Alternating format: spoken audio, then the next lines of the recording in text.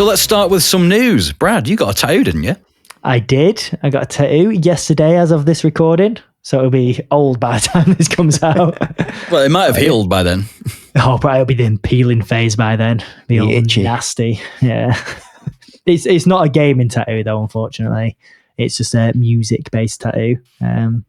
But gaming tattoos are a pretty cool thing, I think. What do you guys think? You've got a couple, haven't you, Flea? So I have a Pokeball, Dragon Ball, so not really gaming, but I suppose gaming sort of. Nerdy, It has games. And then I have the Smash Ball as well. Yeah, which is cool. That's probably the coolest one. But other than that, I don't really have any gaming ones, but I do want to get some. I do want a Witcher one. I thought about getting a God of War one or a Ghost Tsushima one. All my tattoos are very like skeletal. Music and skeletal is like my theme. So I'd like to get some gaming adjacent ones, but like make them skeletal. You could definitely do Kratos with the... Exactly what I'm thinking. Kratos' skull, but with like the red paint. Yeah, that'd be cool. Like Charizard's skull. Would it still have a beard, the skull? Yes, it definitely still have a beard. But I've thought about for ages like game tattoos. I quite like the Firefly logo from Last of Us. Yeah, that'd be cool. Yeah. I'm going to get thinking. Well, I've nearly finished my right sleeve, so the nerdy stuff next. What about you guys, Joe? Oh, I do have a gaming one on my left shin. It's Mario chasing and being eternally chased by a bullet bill around a Sierpinski triangle. Nice. I don't actually have seen that. Everyone who sees it goes, "Oh, you like listening to Palace?" I'm like, "No, this shape existed before Palace took it on as their logo." I don't know who they are. I don't know who Palace are. I'm not going to lie. Ben, what are you? No game adjacent ones. I started getting tattoos in my youth and ran out of money, so it all stopped. And I'm 40 now and I haven't got any more. So I have a Fox Racing tattoo. That's about it. Because it's BMX and downhill and things like that. I think it's one of those things. I got quite a few when I was younger, and then not quite a few, like 2. But, and then I went for so long without getting any, and then I'd get one a few years later, and then years again without getting any. And now I've gotten a bit of a... I know what you mean, because I got a load at once. I've got a Marvel sleeve, for those who know I'm a massive Marvel nerd. Yeah. So I got a massive Marvel sleeve, but it took me a while to get more tattoos after that. Yeah. It does. I'm still itching. Still itching to go and do it, but just never get back around to it now. That was me for ages, but now I'm in a bit of a tattoo mood. Just like spend all my money. Sometimes half the problem is you've got your idea, but you can't get booked in for months. That's also true. You lose your passion for the idea and you forget about it. Yeah, definitely.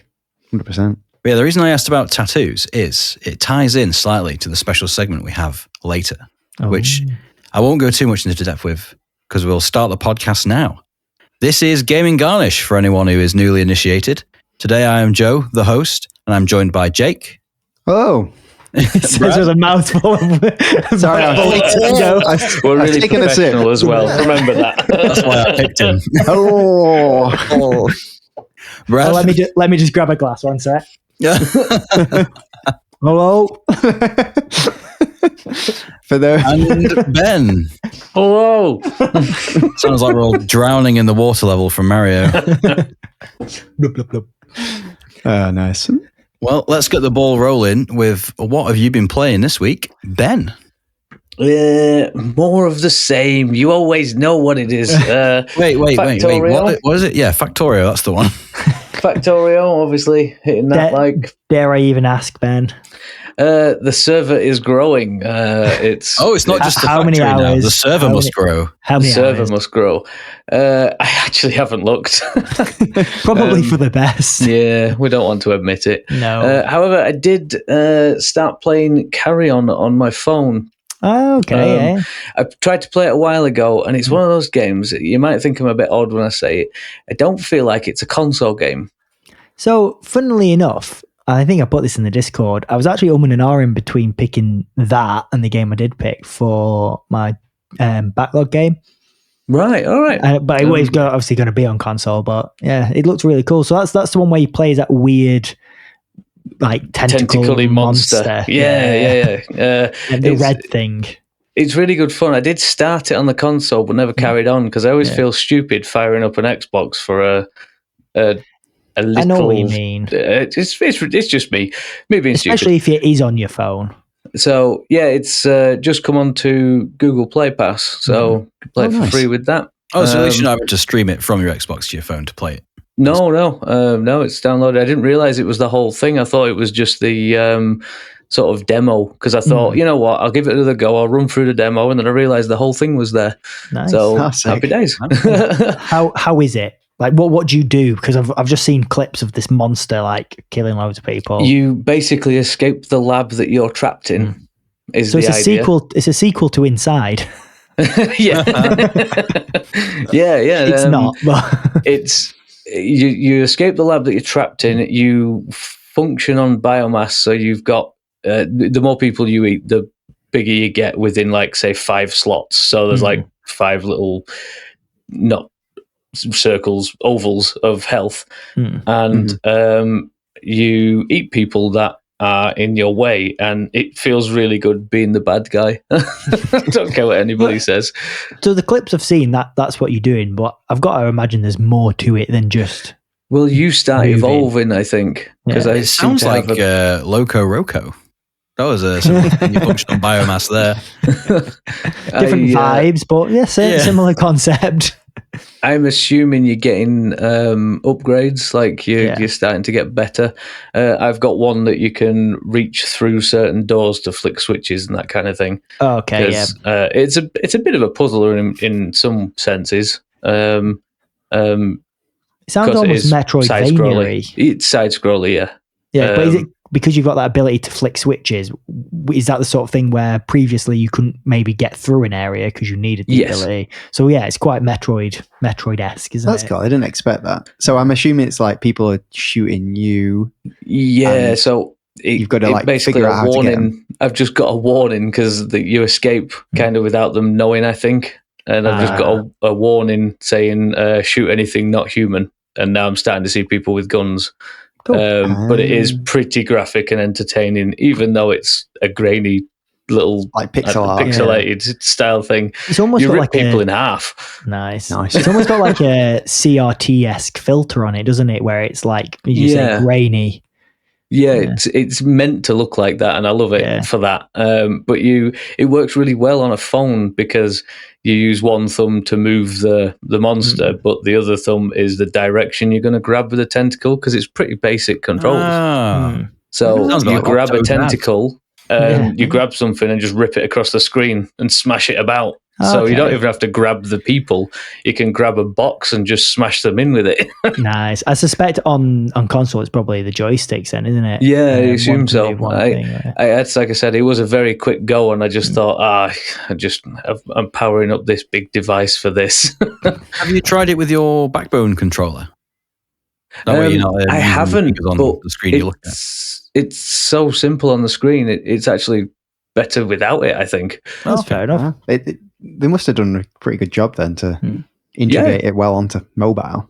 A button pops up if you need to go into. So sometimes you go into a save spot. You kind of morph into the wall. I don't know, into like a vent. Like you tuck your back end in it. I don't know how else to describe it. Okay. And your teeth just sort of face out of it. Yeah. But it's sort of like a save point and a sort of get your biomass back area. And sometimes you have to do it to be able to move on. So when you get into that area, you press a button, which the button pops up there, and then it's quite good. Well done so far. It's definitely been on my radar, so I think I'll probably keep my eye on it, see if it comes to iPhone or Netflix. A lot of these games come to Netflix games. Yeah, which they don't realise. So I've got Netflix games. I'll just get it on there. Yeah, cool. Yeah, that's about me though. Right, nice one. That's a cool different one. Had a little bit of input there, Brad. You can go next. So, I've not played that many games in the past few weeks. In your life? In my life. I have just started Astrobot, but I'm not going to talk about that too much. I'm going to save that till next time. Yeah, fair enough. For the main reason, I typically play games over a weekend. That's usually when I get the most amount of time. But this past weekend, I was actually on a stag do. Cool. So, although I wasn't playing any games, I was playing real life Call of Duty and Witcher. Let me explain. Yes, explain. You hired on a contract? Me and the stag do party, we went to Krakow in Poland. Oh, wow. And one of the activities we partook in was a shooting range, which was good fun. So that was the Call of Duty experience. We fired loads of guns at targets and targets only. Live rounds? Yeah, live rounds. Wow, So it was a proper shooting range. So we fired a Glock pistol. I'm assuming you didn't drink before. No, we made sure we were sober, yeah. So I fired a Glock pistol, a Magnum revolver, an Uzi, an AR-15, AK-47, and shotgun. Altogether, it was about 70 rounds. And how bruised is your shoulder from that activity? Surprisingly not. Oh, wow. I actually did a similar activity in Vegas 10 years ago, and that really messed up my shoulder. Not messed up, but like I had loads of like red like bruises, mini bruises on my shoulder. Okay. But this time it was fine. I don't know why. You knew what to expect a bit more this time, so you probably relaxed into it. I think it's because I'm just hench now. You know, back then I was scrawny. So much gym. Right, humble brag. So much muscle. But it was really good. Tell you what, though, some of them had kick, as you say. Yeah. The AK. Would you say they are accurately represented in games? Some of them, or not? Probably not, to be honest. Like the AK really kicks, and I have already shot an AK, so I knew what to expect. But I didn't expect the shotgun to have so much kick. Really? I was just going to say. Yeah. No, I expected it, but I think in my mind, I'm like, okay, the shotgun's the only gun out of these that you can legally acquire in the UK. Okay. So right. I see where you're coming from. It's maybe not as much, but it is. Yeah. It's really a lot. To be fair, I've always imagined a shotgun would have a lot of kick. Yeah. So it's a lot of rounds at once. It is. Well, yeah, I suppose in a way. The Magnum didn't have as much of a kick as I expected. Again, they are heavy, aren't they, to compensate?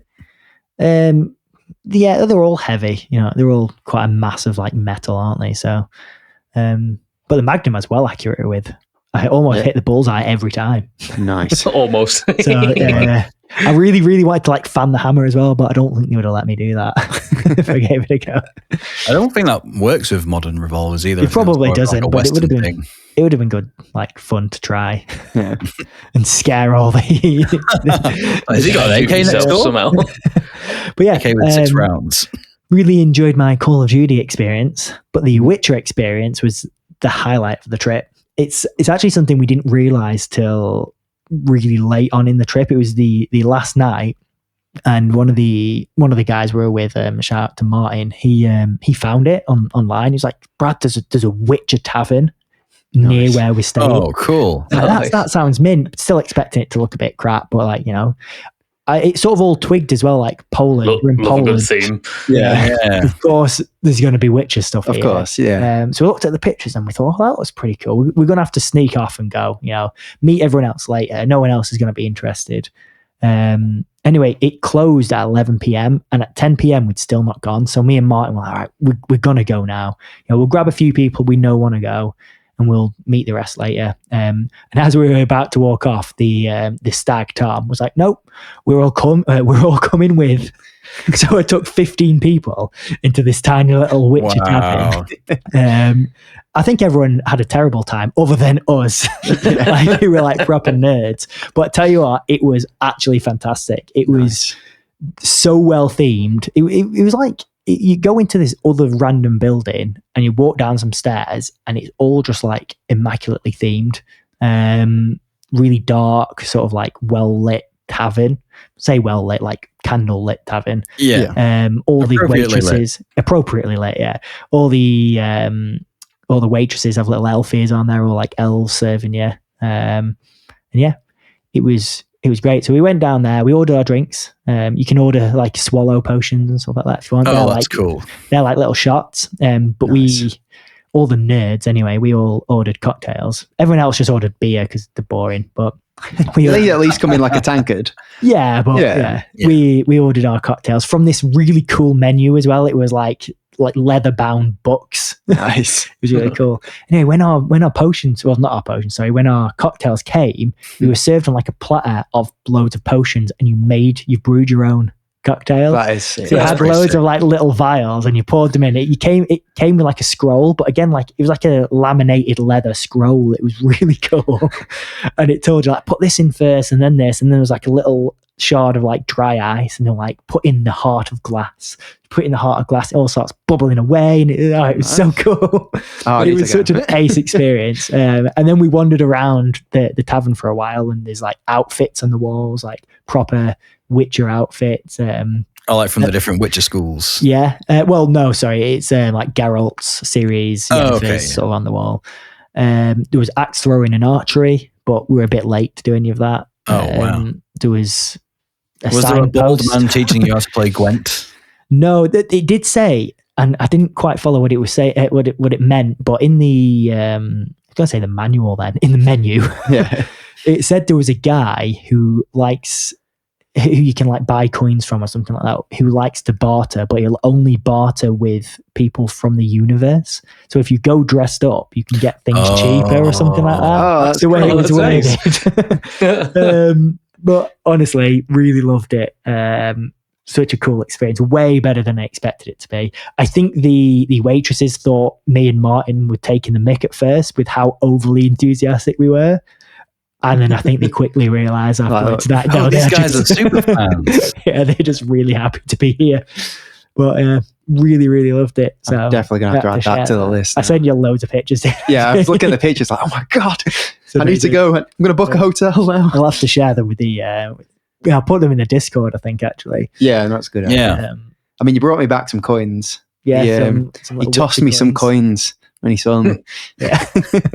From the Valley of Plenty. Yeah. Yes. Yeah, really good time.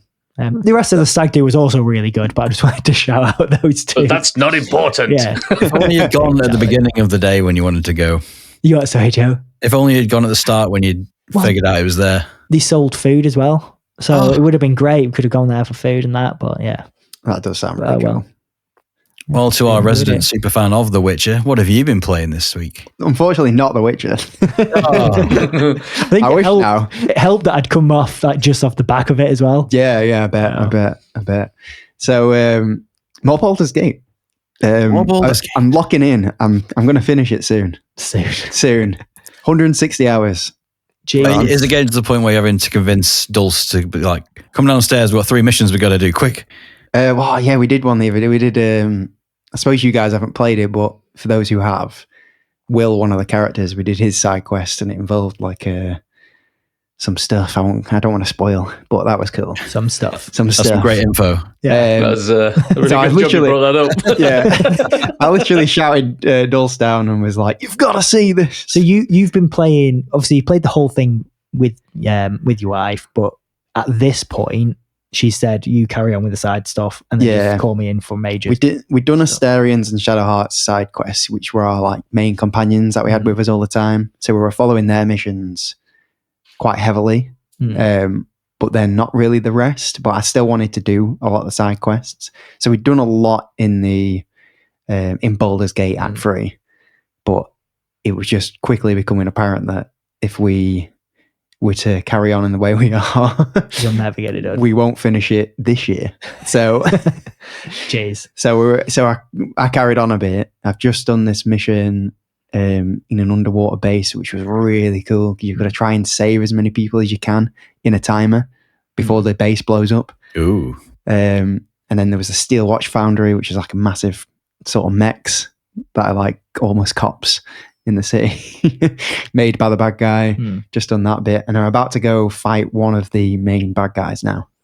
So, I think give it a month or two. We might get. The question is, are you going for platinum? Oh, that's a good point. I won't be getting the platinum. Mainly the only game on your list that you haven't platinumed. Part-timer. I'll have to do another 200 hours. It's actually, funnily enough, with the platinum, because we were playing it together, if like Dulcie went and spoke to a character or did a specific thing for the platinum, it wouldn't unlock for her, but not me. That's annoying. So I was like, no. That is so annoying. You can't have it on this year's Game of the Year, though. No, I cannot. I cannot. Last year's. So. Yes. God damn, what's going to be Although, to be fair, I had Armored Core 2 years in a row, so you could. That is true. Honourable mention, at least. Yeah. But other than that, I'm just trying to like lock in and get that finished. So yeah, that's me, basically. What about you, Joe? I think you will know. Oh, yeah. You all know. It's not you a game. and Ben are so predictable. I've not been playing any games this week. I've been locking in and hunting some beasts. Yes. This is no game. This is a new lifestyle. You've got to set up camps. You've got to set up your inventory. You've got to make sure you've got all the right bullets, right potions, right blade things like for sharpening. It's in depth, man. It's great. Deer Hunter Simulator 2025. That's right, yeah. Yeah. Thanks. And some of them are monstrous. Monstrous deer, I tell you. So Monster Hunter for anyone who can Monster figure that out. Wilds, the newest one. Yeah. So good. Good. Yeah, I've officially completed all the story missions. Before credits and post credits story missions. So I'm into the free play bit of the game now. Last time we checked in, you just finished. Well, you said you'd finished the story, but I'd done all like the cutscene story stuff. Yes. Yeah, okay. And then there's like character interaction story stuff after that. But I've done all those now and I've discovered all the monsters, hunted them all like 10 or 15 times. Now I'm on the gear grind. At the end of every Monster Hunter game, there's what they call the end game loop. Yeah. And this one, it's building like special weapons from parts you get from like special investigation monsters. So what you got to do is go out into the wilderness and you literally scout out the monsters you're going to hunt later on. And like you get like a forecast of what monsters are going to appear in the map. So if you go to, say, the first map, which is called the Windward Plains, 5 or 6 monsters could show up there at some point in the day. You go find them, scout them out with your binoculars, and it'll tell you what kind of strength the monster's at, how much health it's got, what items you'll get from hunting it. And then that goes into an investigation bank that you can save for later, and you can play each one 3 times. So if you're looking for a specific material from a monster, you can replay that hunt that you've just discovered 3 times, rather than having to go and set up an optional quest every time you want to go hunt it. Okay. That's so cool. it all blends into the gameplay loop very naturally. It's not like, oh, you go to the hub, set up a quest, get your mates to join. Then you finish the quest, you got to do it all over again. This is, you can just go out into the zone. You get into something called an environment link with all the people in the party. They go out with you. They find the things, and then they go into your like your quest inventory, basically. So it's not just you that can find them. Anyone can find them if they're in your environment link, and then you get them to play later. So there's been some times where I've been out with 3 people, and we've actually not hunted anything together. We've all gone and found stuff, and then come back later, like another day, and played it all in a row, like a big marathon of hunts. That's cool. That's so you've cool. like gone out to get all of you have gone out scouting, come back with your information, and then gone out on the hunts. That's exactly. Cool. I'm glad they've made it a little bit more natural, a bit easier to do all that, because that was one of the biggest problems we had, even trying to play the 4 of us on Rise. It was just awkward. Quite a few awkward and like menus, and it just wasn't natural. And I think as you've described that, it sounds a lot better. How are you finding was also because we're at the beginning of the game where you've got a lot of story stuff to get through. But, how are you finding it overall? Because again, I'm still hearing like feedback from people I'd listen to and watch that it is too easy. Have you still not found that to be the case? Or no, I've been carted a few times.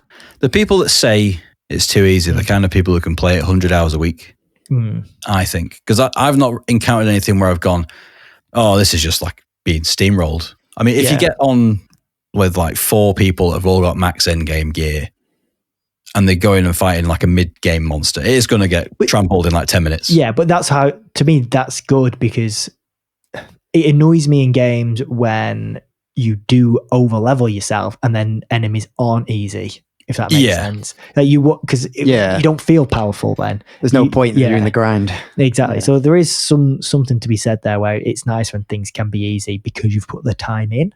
Definitely, yeah. And then there's the end game monsters are called tempered monsters, which did exist in Monster Hunter World. This time around, they don't have a boosted health pool. What they have instead is they can hit you harder at the cost of they can damage themselves sometimes as well. Okay. Or they can inflict you with like frenzy. Because they're they're tempered or frenzied, or like they have like different move sets, and so they're more reckless with where they attack and like what sort of zones they'll be fighting you in. A lot of the time they'll be in zones where the environment is destructible, which can work against you or for you if you set it off first. Yeah, like some monsters where they're in like a cave with like hanging rocks or icicles or whatever, but they can knock them down with like a breath attack. And you get sent flying if they hit you. It doesn't do that much damage, but it can put you in a position where you're vulnerable. Yeah. Yeah. Well, that's cool. So it uses the environment a lot as well. Yeah. Did the old games do that? In World, there were environment traps, yes, but not nearly as many as in this game. Cool. There's a cool evolution then that they've put more in. Yeah. The one thing I wanted to mention about this is that it's brought my favourite weapon to the fore, and that's Gunlance. Oh, yeah. And I've been scrolling through the Gunlance subreddit, which it seems to be the busiest weapon class like Reddit available. Because we've had other people go in it, I say we've, like I'm in charge, but I'm not. The like from other weapons, like there's like a longsword subreddit, there's a great sword one, there's a charge blade one. They all come in and be like, why aren't ours like this? It's because they're like the most popular weapons and they don't need any help because they're all like super tuned from the other games. I also think they are more generic weapons in a sense. Yeah. Like the Gunlance and the Insect Glaive, I can't think of any others, but they're all unique to Monster Hunter. I'd say so, yeah. Yeah, so I think that makes a difference. People can come in from other games and reasonably easy pick up most of those other weapons, so probably don't need help. I can't believe there's subreddits for each of the individual weapons. Yeah. You should see the one for Hammer. It's just like, we go bonk. And that's like every single post. So how do you get better at hammers? As we go bonk or bonk harder? I feel like if there was a D&D subreddit for all the classes, that'd be the fighter as well, wouldn't it? Yeah. Oh, yeah. Just we go bonk. Bonking. Or barbarian. Yeah.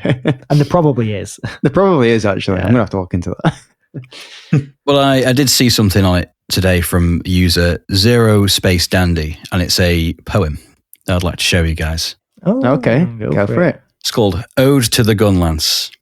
A warden's resolve, a hunter's pride, with fire and steel stood side by side. A shield to guard, a lance to thrust, a mouth that speaks, smoke and dust. No fleeting slash, no coward's dance, but steadfast strength, the gun last chance. A knight's resolve, a dragon's breath, a dance of flames, a duel with death. They may mock its weight and call it slow, they do not feel the fire's glow. But hunters know, through smoke and thick, the beauty of the boomstick. With every thrust the echoes boom, like thunder's wrath, like heaven's doom. Wormstake drills, the barrels sing, a dragon falls, the hunter's dream. Not just a blade, nor just a gun, a cannon's roar, a queen's embrace. Through shell and spear, through smoke and flame, the gunlance rises, none remain. Well done. I thought that was like amazing.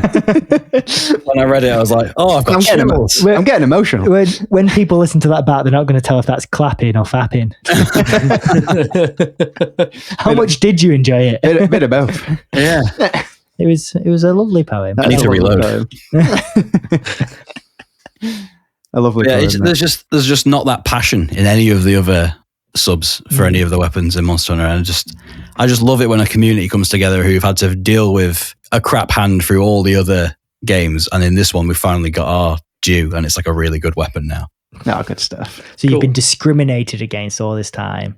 It's just it's so hard to get right as a weapon because it's got so much going on. Yeah, it's great. It's a gun and a lance. Yeah, and a shield. Is that where the name comes from? Oh my gosh! Oh, yes, I didn't put it together.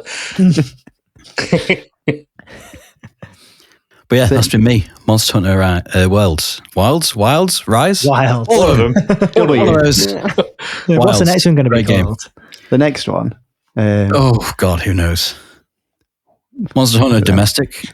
It's got to be a W. It's going to be W. Yeah. Monster Hunter Wheelie Good. Oh, yeah. Weird.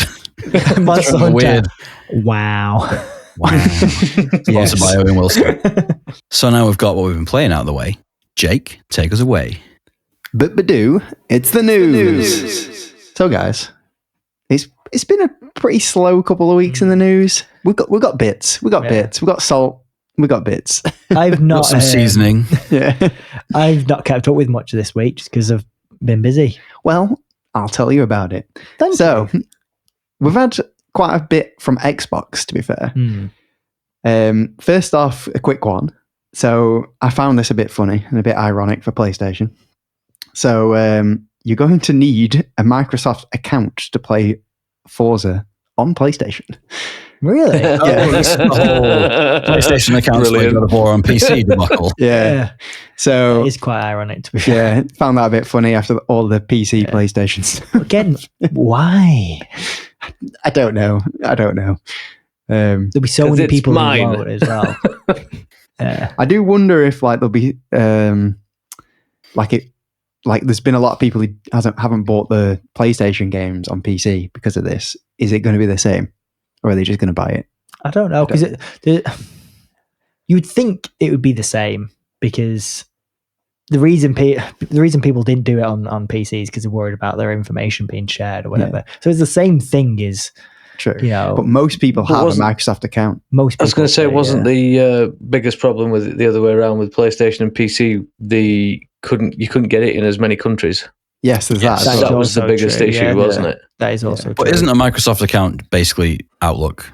If you have Outlook. Yeah, basically. Yeah, I think so. So just, pretty ironic. Yeah. Unless it's an Xbox specific account you need. Maybe you need to link it. I don't know. Or activate like a gamer tag. Yeah. I'm not too sure. I'm pretty certain my Outlook's connected. Yeah, but I don't think it is by default. As Joe says, you don't have a gamer tag unless you have an Xbox. I'm not too sure. No, I don't know. Who knows? But speaking of Xbox, there's been a lot of rumours. Now, we talked about this before, an Xbox handheld. Now, there's been a lot of... there's been like a report by Jason Schreier, and it's basically... It's come out that...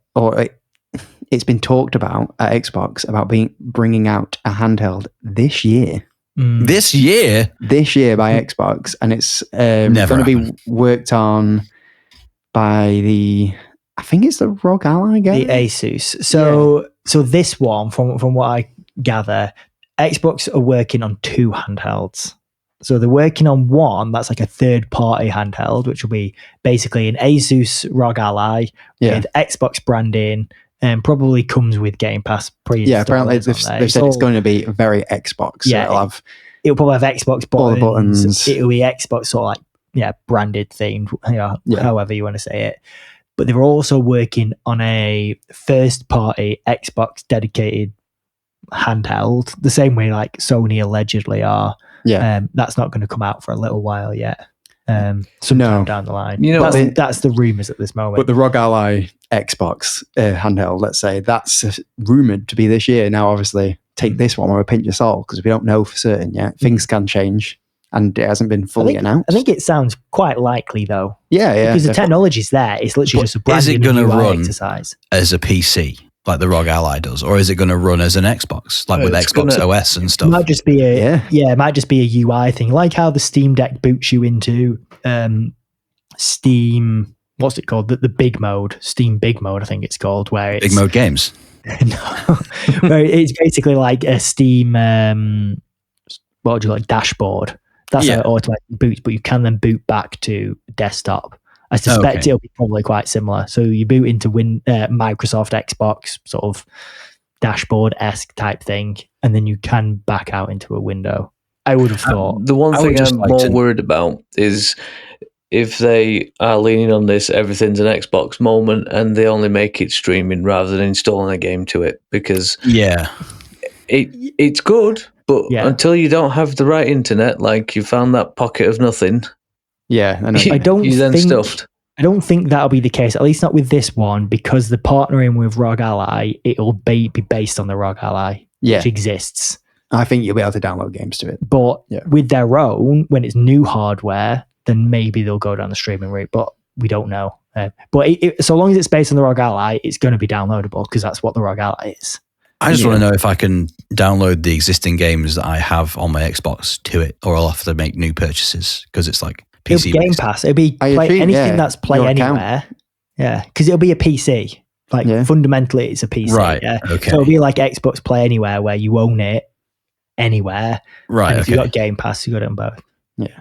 I can play Monster Hunter in the bedroom now.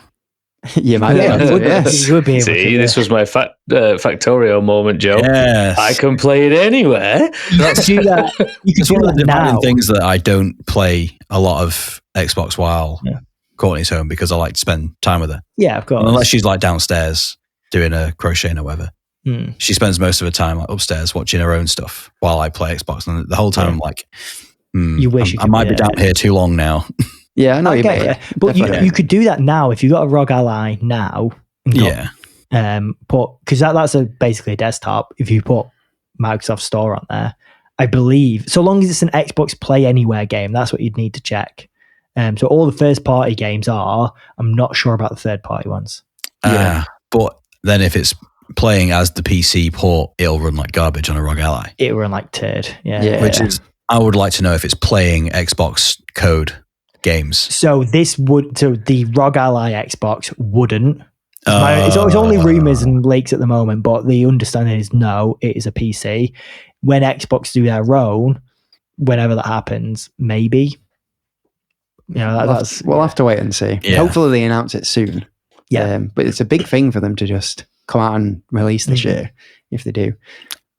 Pretty cool. But also speaking of Xbox and more pinches of salt, speaking of Xbox, Ben, you last time brought up that there was talks of Steam coming to Xbox. Didn't know a lot about it then. Just saw it as a flashing thing. Thought it could have been clickbaity. Thought not a lot of it, but brought it up anyway. Yeah. Now there's been actual leaks from Xbox, hasn't there? There's been screenshots released of the new up and coming desktop that has a Steam tab on it. Yeah, it's the new. Is it the new Xbox dashboard that they've sort of I think shared? So. And eagle-eyed viewers have noticed the Steam tab. Yeah, so it kind of looks like it's pointing towards that. Again, we don't really know what it entails. It looks like it's just going to be Steam on Xbox. You know what it means? You know what it means? I bought my Steam Deck too early. I should have just waited. Why though? Why would it mean because that? If they're looking at only handheld scenarios, as we were just talking about, I have waited for an Xbox handheld for a long, long time. Yeah. And I finally broke and went, you know what, Steam Deck.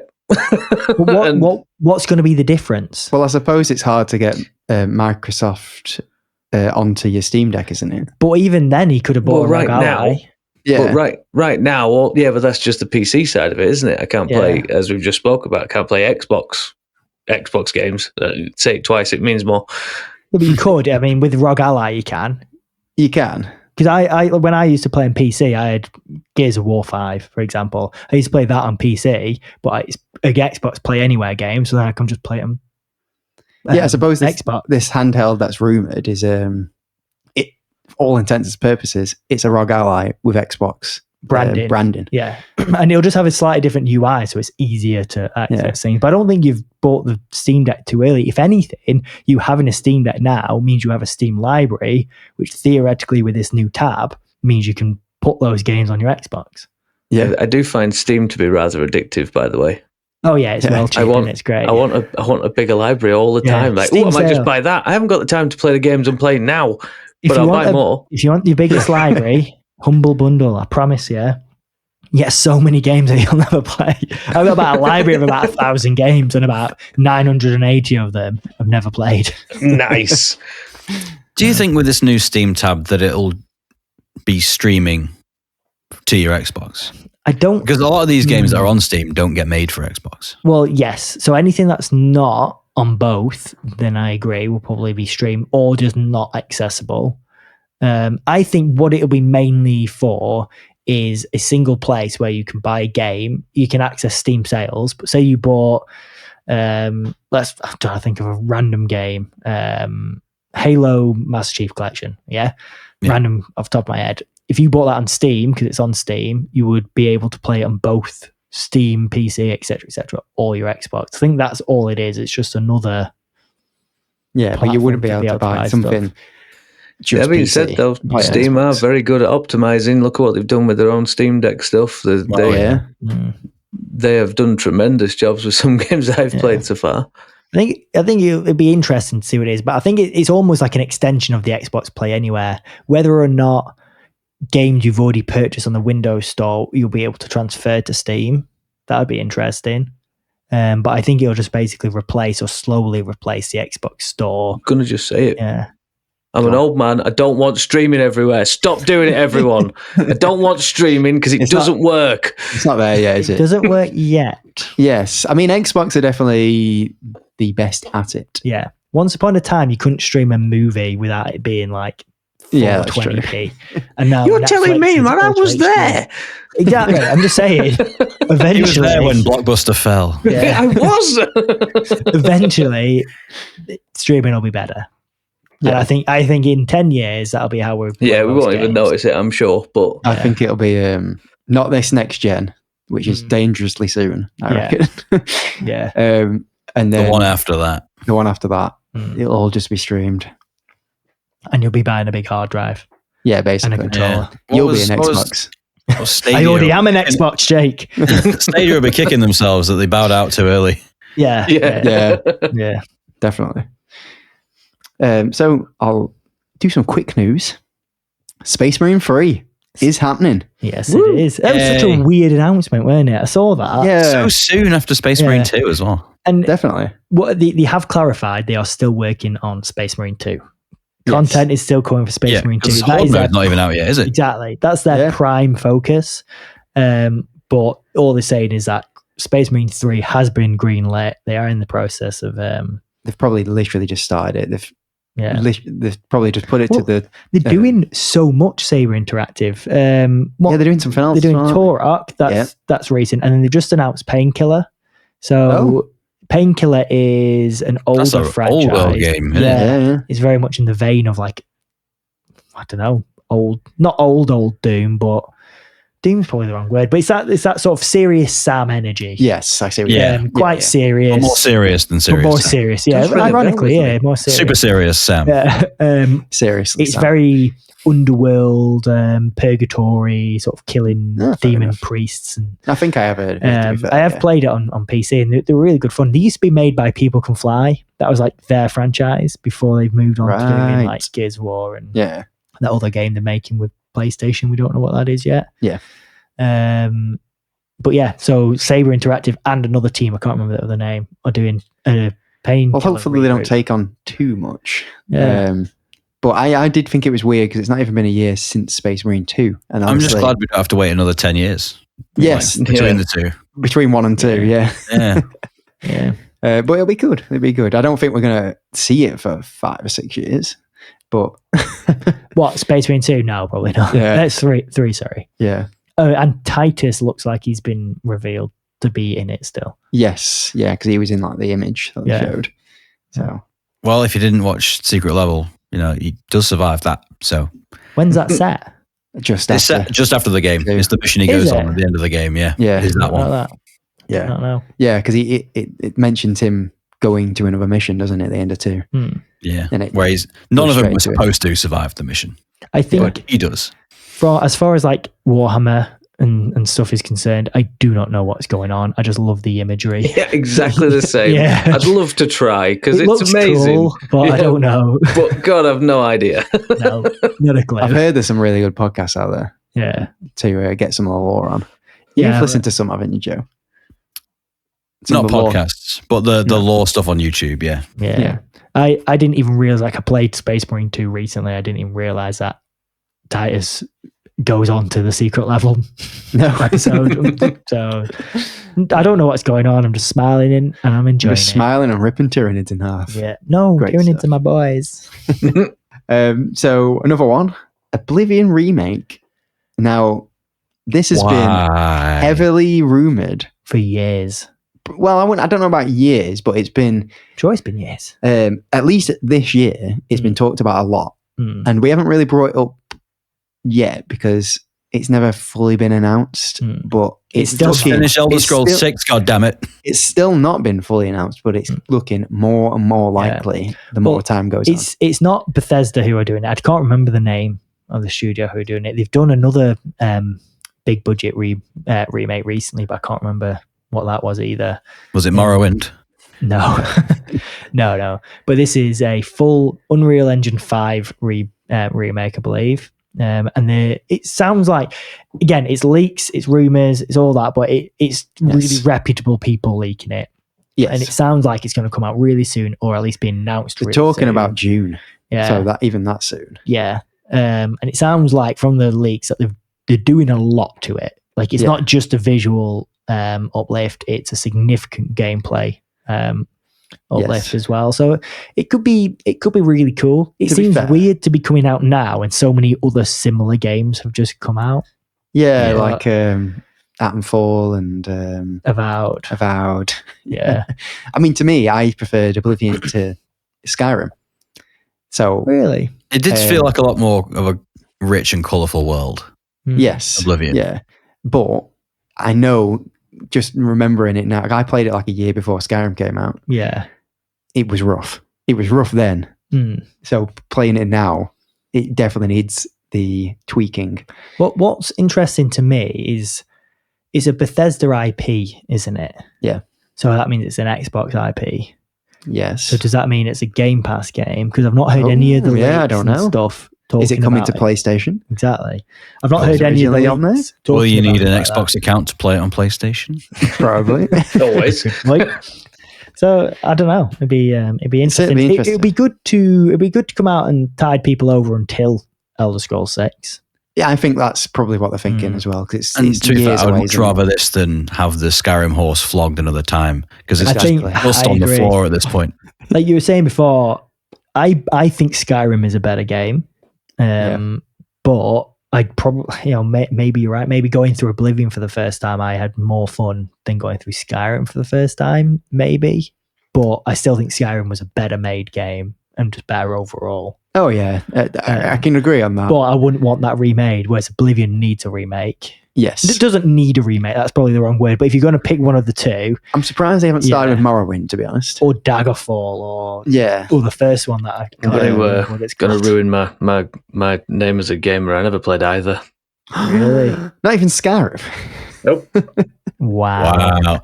Do you know, I got asked at work today by one of the people who he goes, have you ever heard of a game called Skyrim? And I said, are you joking? He was like, what do you mean? It's like, are you having me on? He's like 17, this lad, bless him. Yeah. And I said, is this a practical joke you're having with me right now? He goes, no. I was like, have you played it? And he was like, yeah, I'm stuck on this bit. I was like, come here, tell me what you need. I'll give you all the hints and tips. I've been through it like 7 times. Bear in mind, he was 3 when Skyrim came out. No, it was probably 3, then he was 5, then he was 7, then he was 10. Yes. And he came out every one of those years. He's had many options and many times. Came out on the 11th of November, 2011. That's mental. And we're in 2025. That's 14 years ago. Yeah. And he's like, how long ago has it been since you played? I said, well, I played it when it came out on 360. Yeah, 14 years ago. It came out on 360.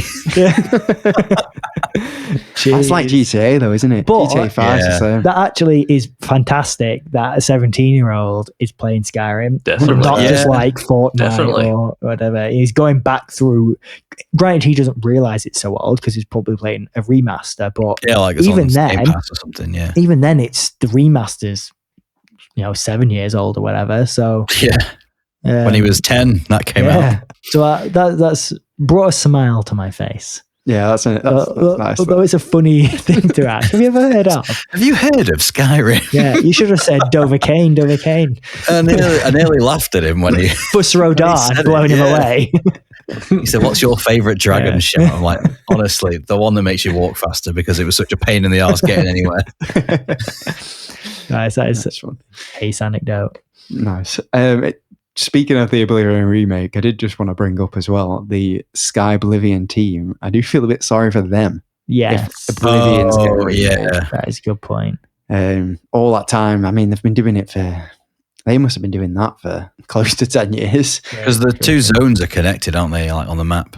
And you can just walk into the next one. But then can't you just do that on Elder Scrolls Online? Sort of, but it's not quite the same. It doesn't have the content from both of those games. True. It's just pockets of the world. I wonder if the remake will have the DLC, because I remember that being quite good.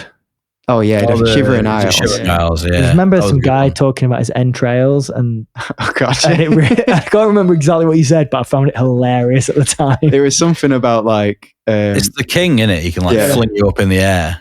So if you attack him, he just snaps his fingers, and then you appear like top of the map, and you just fall into some spikes. Yeah, you're falling for ages. Yeah. Great stuff. So, do we have any other news, or is that the only other thing I wanted to slightly bring up is Assassin's Creed Shadows is now out, and that feels like big news. It feels like it because we don't usually talk too much about when games come out unless they're like really well reviewed. Yes. Or a massive IP or franchise. But this feels like that because it's been delayed and delayed and delayed. Yes, and everyone talked about so much as well. Everyone was waiting with bated breath, like, is it going to be good? And it is. It's okay. Yeah. If you like it, I didn't know it was out until someone in the Discord said, "Oh, I'm playing this game." I was like, "It's out." Yeah, I forgot. There's been no fanfare. There's been no social media presence. It's not been coming up in any of my feeds, and I feel like it was kind of shadow dropped. I kind of want to play it because a lot of the reviewers I trust, they've sort of all come to the same conclusion that if you like the newer Assassin's Creed, which none of these do, so they all didn't like this game, but they said if you do like the newer Assassin's Creed, it's another one, but objectively better than Valhalla, which was awful. I'm saying it again, better than Valhalla, more like Odyssey and Origins, but improved in pretty much every way. Can you stop dividing the listeners, please, Brad? I'm sorry, but apparently it's more like Odyssey and Origins, but it has been improved in pretty much all aspects. If you like Assassin's Creed, which a lot of people do, you're going to love it. Yeah, it's like you got pre and post Black Flag gamers. Yeah, but if you prefer the older style, then you don't get on with the newer stuff, you're not going to like it, and that's fine. But it doesn't mean it's a bad game. It's just not necessarily for everyone. I think it scored 80 something, which is good. Yeah. From what I've heard, it's gone down well. I'd heard they had problems with the AI of the enemies. It's a similar basis of Star Wars. They're a bit dumb. Yeah, as in, I've seen people crawling on hard mode and they just lose them. They don't know where they've gone. Yeah, they just crawl out of the town. Just where is this person? Looks down. Stealth mode. Where'd you go? I have heard there's been some controversy in Japan as well because you can destroy some of the shrines in the game. It made it into Parliament. Yeah, they were talking about it. It was a big thing. We won't go into it though too much, because that's all kind of under the bridge when it's been released, isn't it? yeah, definitely. Yeah, I mean, I get it, but then equally, there's so many other games you can destroy, or deface historical landmarks. So all the Battlefield games that are set somewhere in America. Yeah, it's a Assassin's Creed game, so don't take it with historical accuracy. It's even though that's their shtick. They do, but it's not. It's kind historically accurate maps, and Yeah, but then everything else. Like you fly a plane made by Leonardo da Vinci in second one. Yeah, it didn't happen. Yeah. Are you sure? We just haven't discovered the right memories yet. Get the ominous. So that was it for the news. That was everything I got. So, Ben? Do it, Ben. No, I don't want to sing. I will make you sing in the edit. Yeah. You will sing for me. Like Phantom from Phantom of the Opera. Yeah. Sing for me. So nothing big really in April. It's all indie stuff really. It's quite a quiet month. Yeah, I know there's some games that are on my radar, but nothing massive yet. Big one for Game Pass. Yeah. Oh crap, I forgot. There we go. Rustling the paper. You have to rustle the paper. That's how that works. Okay, so first on my list. I don't know how to say it. I'm going to spell it out. Koira. Koira? Yeah, that's what I mean. I don't know how to say it. Quara? Okay, do you play as a fish?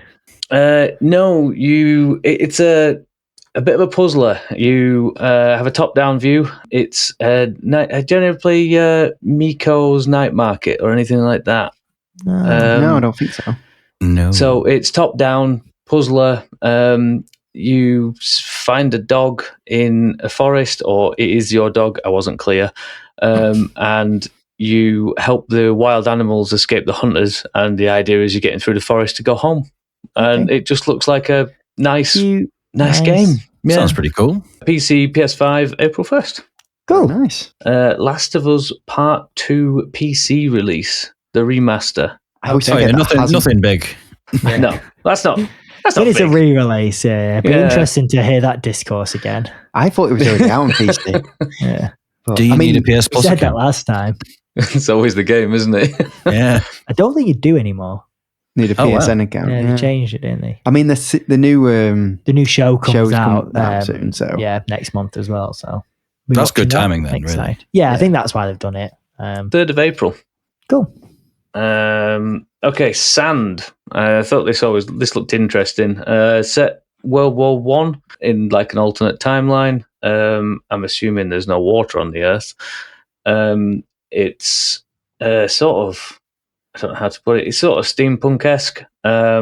You build tramplers to roam across the desert, and you battle other tramplers. These big sort of machine-walking robot things. Like machine walking mechs. You mean mechs? No, it's not. I wouldn't call it a mech because it's like a mech. It's like a house on legs. So it's not. It's like Mad Max. A bit like that. Yeah.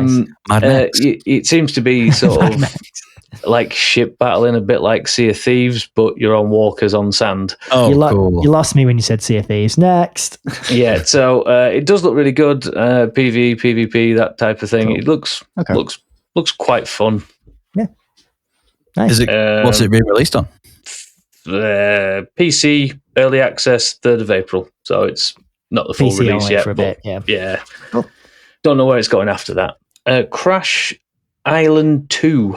Struggled to read your own writing then, didn't you? I skipped 2 because I'm going to have to go back to him. It's really related to Crash Bandicoot? No. Oh. No. It's a silly, top-down, goofy-looking builder, survivor, action. I don't know what it is. It's so colourful. Right, all the words. It looks looks your kind of game. Awesome and ridiculous at the same time. You're a space trucker who's just come back from a big contract. Joe's interested. Yeah. Crooks. You crash on a planet, 2D top-down view, and you try and survive it, basically. And it's stupid. You do, hop, run type of running, like it's more like a fixed character just bouncing along. Okay, I think that type of can visualize. Looks fun. It's also coming out on Android and iOS, so it's not going to be a marvel to look at, I'm sure, but it sounds good. Is it coming out anything else? PC, Android, iOS, 10th of April. Oh. Looks fun. Looks one to look at. I think it'll be rather funny. Okay. Nice. Descenders next. Yes, now it comes back to me, see? Huh? So, extreme sports, boarding game. You're going down mountains. Name makes sense. Snowboard. I think I've seen this. Yeah. Yeah. Cool. SSX Tricky. Yeah. It's a mix of a couple of them, really. There's also the board with wheels. I don't know. It's like a grass board, isn't it? You can use them. There's them sort of courses too. I don't know what they're called. Cool. Skateboards. Looks all right. No, it's like an off-road thing because you don't go down a field on a skateboard, do you, Brad? Yeah. Looks okay. Not really for me, but I'll mention it. I'm that guy. Okay. Cool. 9th of April, PC. Saturn of Night? South of Midnight. There you go, South of Midnight. Jesus of Night is my new bedsheet. Let's skip that bit and let's go back in here. Right, we are keeping that in. South of Midnight. We can't keep it. It took so long. I just cut out the ears. You cut out the ears. South of Midnight. Magic World, set in the deep south, sort of. Deep south. So this is one of the big Game Pass games coming. Yeah. It's a third-person action game, isn't it? It's the one with the stop-motion sort of aesthetic. I think it was really cool when it was revealed. Yeah, I'm really, really interested in playing this one. I want to see if it plays in stop motion or whether just the combat. Because if it is, I don't think I will be able to play it. I just think it'll not be sick. It's weird from the trailers. Half of it looks stop motion, but then it almost feels like it stops being stop motion apart. So I don't know. Exactly the same moment. That is what I had written down here. Badly, but written down. But I'm looking forward to playing that. There's another game you'll mention soon. That's also a Game Pass game coming out this month.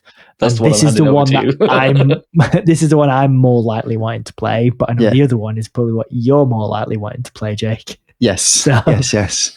Yeah. Cool. 8th of April, Xbox PC. Yeah, interesting to see how that one lands. Bionic Bay. It's coming to PS5 and PC. It looks like a platformer sort of side scroller by the look of it. You're a scientist escaping a bionic hell. That's all I know about it, really. Escaping the Bionicles. I'm assuming you're part of these are all my assumptions, by the way. I'm assuming you were part of creating this hellish world and now you're trying to escape it. Cool. Did you say it was a side? How did you say it plays? Sorry, platformer sort of side scroller. Okay, cool. 17th of April, PS5, PC. Mandragora. Mandragora. I can't say it. I don't know how to say it. That's the problem. It's just like Mandragon, but not quite there. Yeah. Mandragora, Whispers of the Witch Tree.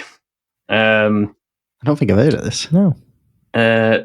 It's a Souls-like Metroidvania. Good start. Yeah, this is why I mentioned it to you guys, because I think you would be into it. It's a side-scrolling RPG. That's the other parts I wrote to it. Okay. So it's probably more like Blasphemous, if you've ever played Blasphemous, which is Souls-esque, Metroidvania-y, side-scrolly. All the things you described. Like made of gore and like bones. Yes, yeah. It does look the part. It's that puzzly moment, almost going back roguelike-y style to do something because you've now got the power to do it. You know what I mean? Not roguelike, the Metroidvania though. That's the Metroidvania side of it. PC, 17th of April. Cool. Okay, Expedition 33. Brad, take it away, because I know nothing. Claire Obscura, I'm assuming you probably didn't write that down because you couldn't read what no one's going to. Claire Obscura, Expedition 33. To be fair, it's a long name. It's a long name. I saw this 3 minutes before we were recording, so I was still, while everyone was sort of sound testing, I was still watching the video trying to get some information from it.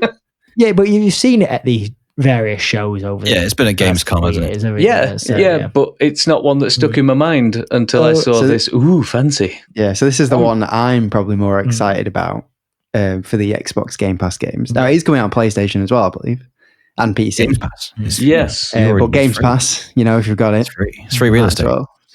So it's basically like a old school turn-based RPG, but it's very flashy. Charlie Cox is the main guy. Yes, I thought it was Ben Starr. Ben Starr's in it, but Charlie Cox is the main guy, isn't it? And then the woman who plays Shadowheart, I can't remember her name now, in Baldur's Gate. It's got a very good all-star all-star cast. It's very. I think they've said they were inspired by Final Fantasy VIII. Yes, but obviously modern graphics, modern. Yeah, the overworld is very much like that. Yeah, but then it seems like in combat, although it's turn-based, there's quite a lot of how would you describe timed hits, stuff boomerang, it's back, like Paper Mario style. Yeah, so you have to like parry and press different buttons to like boost your attacks or whatever at the right time. And from what I've heard from people who have played it, it's not relying on you to do that, but you do get buffs from it. Yeah, and you can turn some of it off for accessibility, I believe. Yes, but it does look good. Always down for an old school RPG, and with modern graphics too. It's all in 3D. It looks really nice. Yeah. The world something to do with everybody's getting called off at 33 or something like that. So every year, this painted lady paints a new. The paintress. She writes a new number, and everybody by the end of that year, everybody who's that age or above. Above. Yeah, but haven't they all died previously? Not necessarily, because if 40 and everyone above 40, and then 33, everyone between 33 and 40. No, I think it counts down 1 year at a time. I think that's how they've described it. So let's say it started at 50, then it was 49 the next year. And but say it was There's 50. barely any humanity left is the biggest point by now. Yeah, someone who's 49 could turn 50. Could turn 50. So it's everyone and above. But however it works out, she paints a new number and everyone that age and above dies or is already dead. Yeah. And Expedition 33, one can assume, are going to try and save themselves. Yeah, I think they're all 33 and they're all going out. Yeah, because they're next or something like that. But interesting. Looks cool. I really want to find out who is Claire and why she's so obscure. I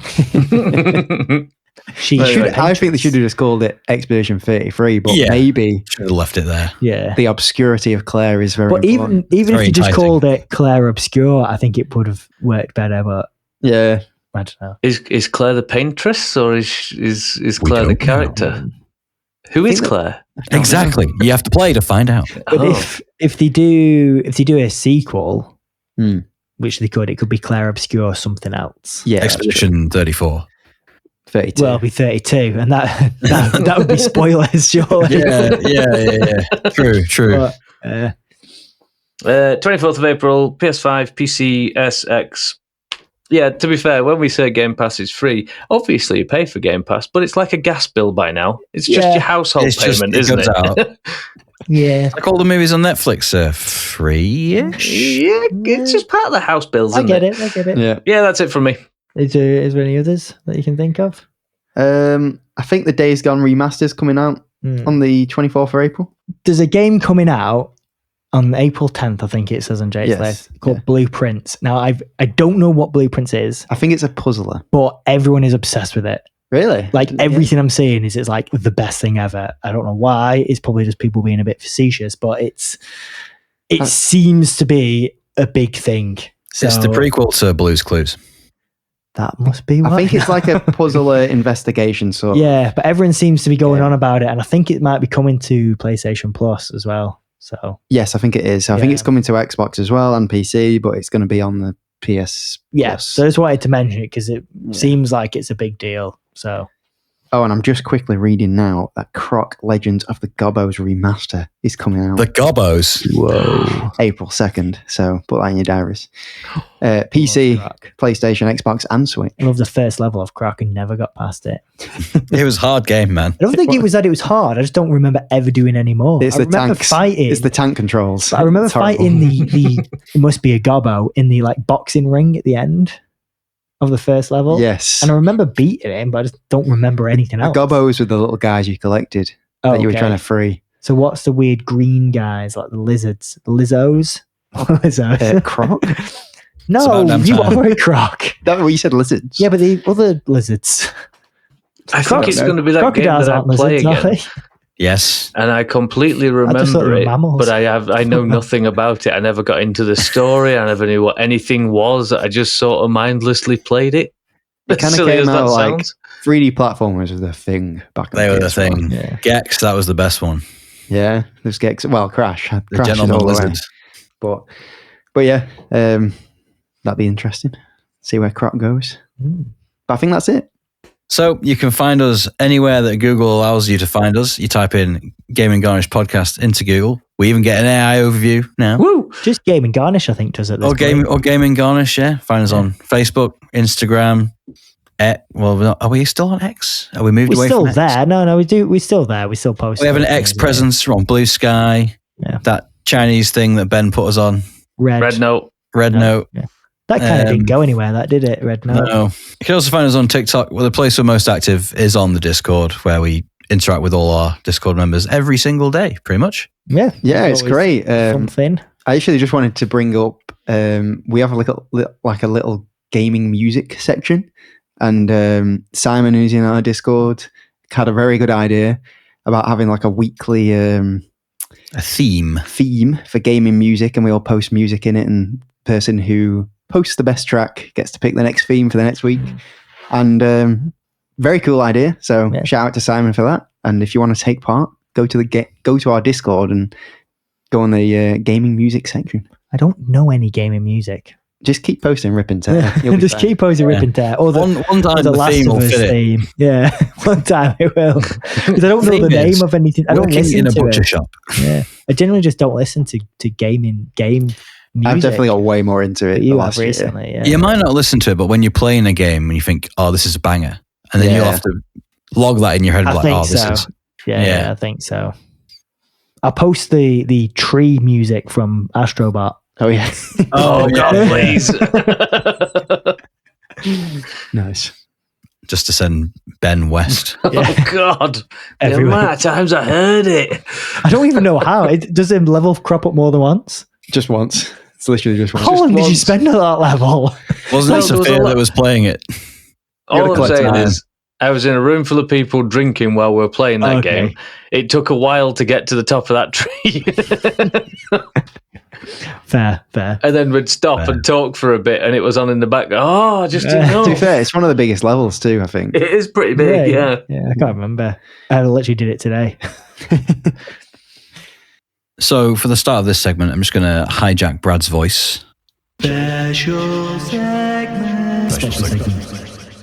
So this episode's special segment covers games as art or art of games. Yes. So earlier in the episode, you heard the Monster Hunter Gunlance poem. Obviously inspired some players of the game to have their own artistic adaptations. Yeah. And also, we also talked about gaming tattoos as well. Yes, gaming tattoos. Yeah. I was going to say I've been inspired by some AI art from a local podcast that we know of. I'm going to get that as a tattoo, I think, because AI logos aren't that bad. God's sake, man. Every time. Always with the old logo. Every time. Piece of art. So artwork, I'm telling you. I want to ask you guys, what is it about games as a medium which you think inspires the gamers that play it more than, like, say if someone was to watch a film, they wouldn't immediately get a tattoo of the film.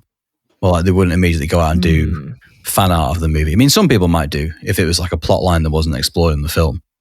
But what do you think about games inspires people more than other media forms? Yeah, I wonder if it's, in that instance, I wonder if it's to do with the fact that, more to do with the fact that it's games in particular or the type of people who play games. Because I'm thinking like anime, for example, has just as much influence on people to produce their own art. Yeah. So maybe it's more the type of people who are playing. Well, I've had this conversation with Anya when you say type of people. Yeah. I've been trying to explain to her that she's absolutely fine to get into a series of something and be absolutely dropped into this world and can't put it down till she's finished it. And I say, I feel like this about games. I'm but I can change the story as well. I'm fully enveloped in the world, and that makes me think, wow, I would want a tattoo of this. So like, you know what I mean? Like that, I want more of this in my life. I change the lock screen on my phone. I do all sorts, the ringtone. I'm forever arguing with people over this because, you know, you hear people saying, oh, like they read books or something. They read loads of books. And they go, great, fine, you know, you want to read books. But that's always viewed very positively by society. Yes. Gaming I do agree with you there. Yeah, gaming's usually perceived quite negatively, like it's a waste of time, which is actually complete bollocks. I like that you've brought up that comparison, actually, Brad, because reading used to have the same connotations that gaming has now. Did it? Like people that used to read magazines are like the gamers of today, or what the TikTok watchers of today. Like they used to be viewed as wasting their time reading. But magazines probably still are. I don't think they ever managed to get away from that stigma. Same as like comics, but like people reading like a hardback novel, you know, it's always could viewed be about the same positively. characters. It could be. Yeah, it could be a bad book.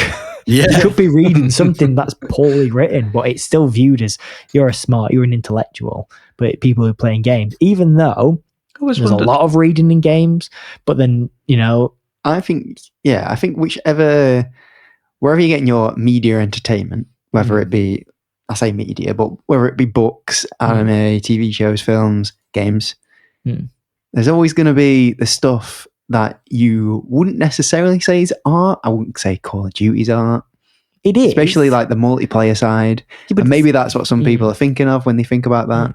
It still is when you think of like the physical art of like the assets. Yeah, 100%. Yeah, I mean, and how it feels to play. Yeah.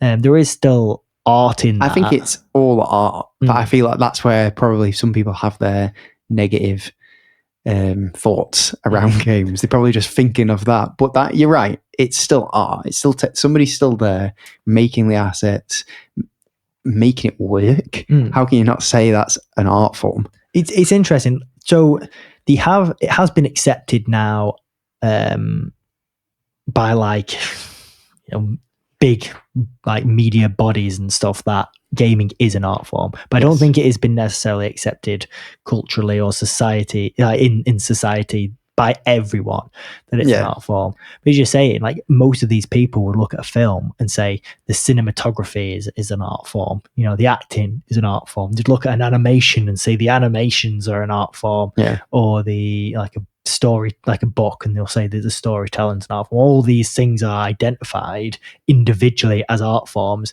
and all those other mediums basically focus on one of those. So like movies have cinematography and acting, and storytelling. That has quite a few. Books tend to just have the storytelling, the way it's written, but obviously does that very well. Animations combine a few as well. All these combine various different forms of art. Gaming is the only one I can think of that combines all of it. Yeah. It also includes music. Well, music as well. So I suppose music's also in some of those others as well. Well, music's definitely art in its right as well. Exactly, yeah. But gaming, yes, it involves you, but then the world and your character and everything has to also react naturally to you, which is an art form in itself. 100%. How it feels to play. And then also you throw in something like multiplayer. It's not just how it feels to play to you, it's how it feels to play against someone else, and it choices all needs to work with that sort of game. Choices, and again, you've got choices in some books because you've got those type of books. Pick your own adventure books. Yeah. Can you imagine a multiplayer version where people like flipping through an Argos catalogue of choices to get to like the end before someone else? So I don't want to be that guy and say, oh, gaming is the best of them all, because they're all great. Yeah. That is my view. I personally think it's the best, and I will tell people, I think it's the best. I think what annoys me is that when it is looked at by most people as the worst, as the bottom rung of the ladder. It's definitely not. I mean, I remember speaking to somebody weirdly on a stag do last year. We were talking Seems about like all we ever do is go on stag do's. I know. I haven't really been on that many, but apparently we've got one soon as well. Anyway, it was somebody that I'd never met before. So I was just getting to know them, and we ended up talking about games. And he said he was more friends with a lot more of the people there. And he said to me, like, I've always thought like games is like the biggest art form. Like they can tell some beautiful stories. And I was like, yeah, definitely. He was like, oh, and I said it to some of these other guys, and they've just kind of laughed me off. And I was like, no, man, they're just wrong. They're wrong. Don't get it. I think most of those people, there is, and there always will be, a barrier to gaming, and that's being able to play the game. Obviously, also how expensive it can be, and it's quite expensive to get into. But if I had a console at my house, invited someone around and gave them a controller, there's that barrier that they probably won't be able to play that game straight away. So you give them something like The Last of Us. I'm just using that because it's my favorite game, but it also has a really strong story hit straight away. It's relatively easy to play. They would still struggle to get through that, and that's going to break immersion straight away.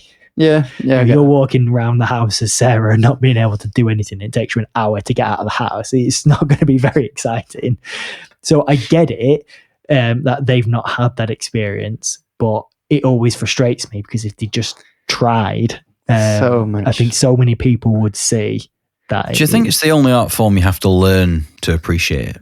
Because like music, you can appreciate it without knowing how to play an instrument.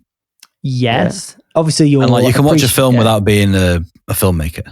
You can, and I think all those mediums, the amount you appreciate them or enjoy them can be affected. So you could watch a crap film and love it because you know nothing about films, but going in as a cinematography major or something like that, like you're really into it, you might be able to pick it apart and you're not going to enjoy something as much. And quite happily, like quite easily, the other way around, you might go into something like Oppenheimer and be bored because it's 2.5 hours of a lot of talking, for example, but you love cinematography and you're going to be engrossed. So kind of like, I'm thinking about comic book movies, and a lot of people throw them under the bus, for like, this isn't cinema.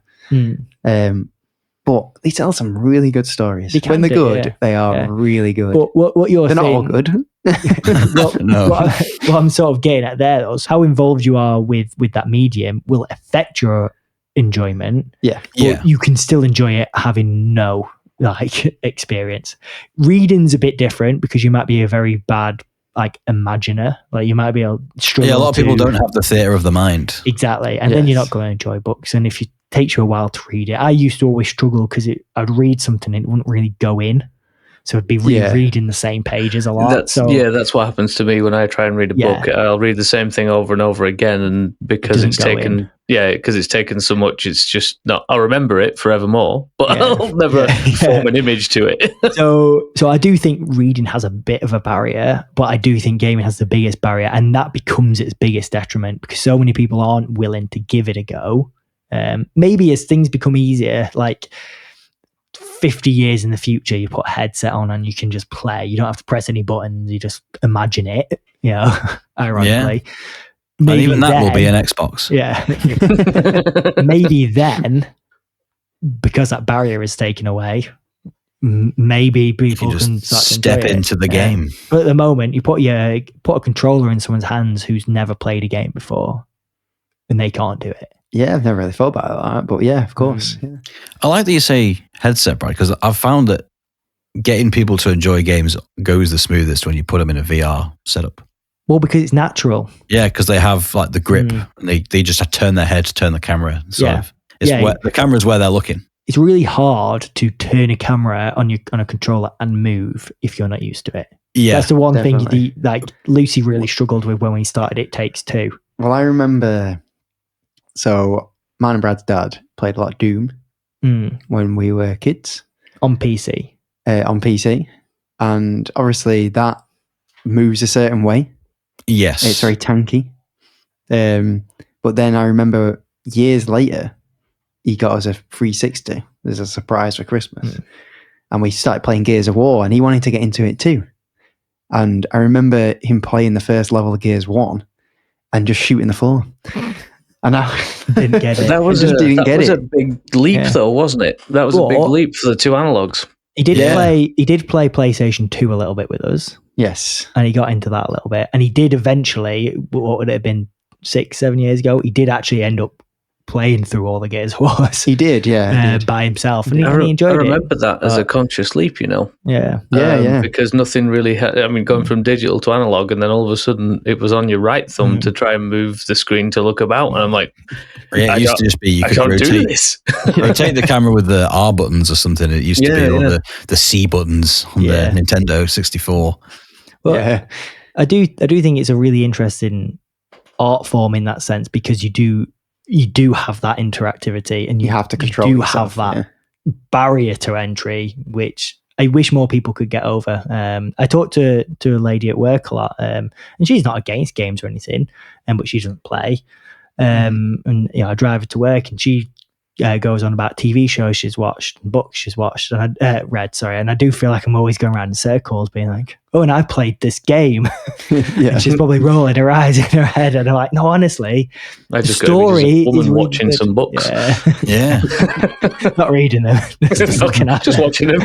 It's weird because, I still watch some shows and some films, and occasionally listen to audiobooks, but my thing I always go back to is gaming. But those other forms are more of a passive medium. Yes. And there's no barrier to entry, and so many people watch them, but then they become the water cooler moments at work. So everyone's watching this one TV show, and that becomes almost the zeitgeist. Yeah. But the when you're playing a game with someone, you've got that sort of group. I get what you mean. Occasionally it does happen, like Elden Ring. For example. But you're not going to get a randomer into Elden Ring. No, but I remember going into work and me and Ben worked together and nearly everybody was playing Elden Ring. So well, not nearly everybody, but like everybody we knew who had consoles. Which is such a weird thing. But especially with Elden Ring, I think that'll happen again when GTA comes out. Yes. Yeah, it's been taken over by the world, isn't it? yeah, definitely.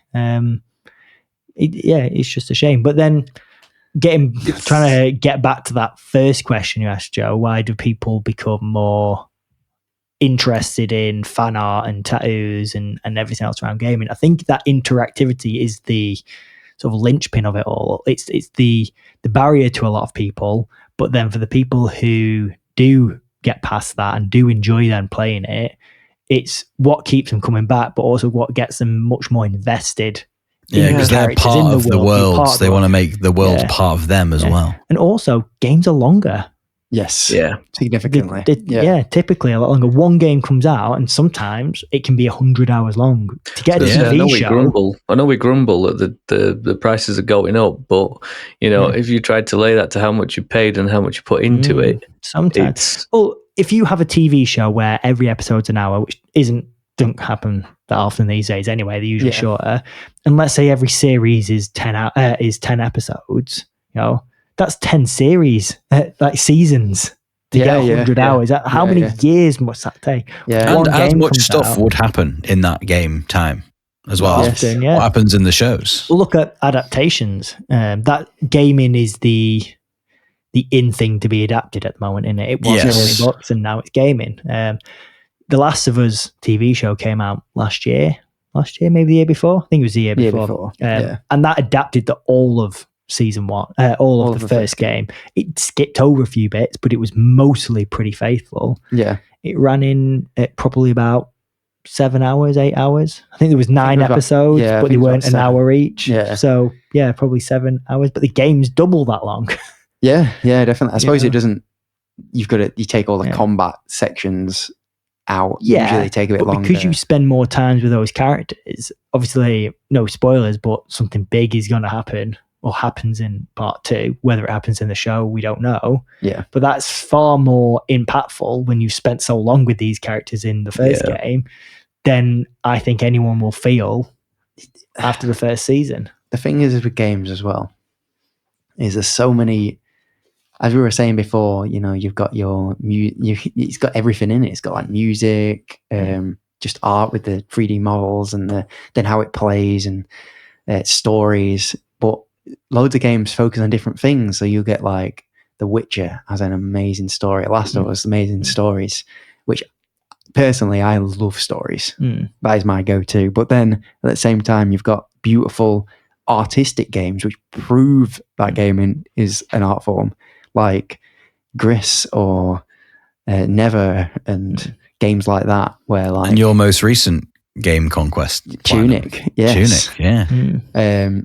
where it's beautifully made and it looks gorgeous. And in the same breath, though, you've got something that isn't that beautifully made, like the Fallout, who absolutely endorse addiction in everybody because everybody wants anything Fallout. Everybody knows where war never changes came from, the phrase. But that's all about, that's story and world building as well. That is that it doesn't look pretty and it doesn't work properly even.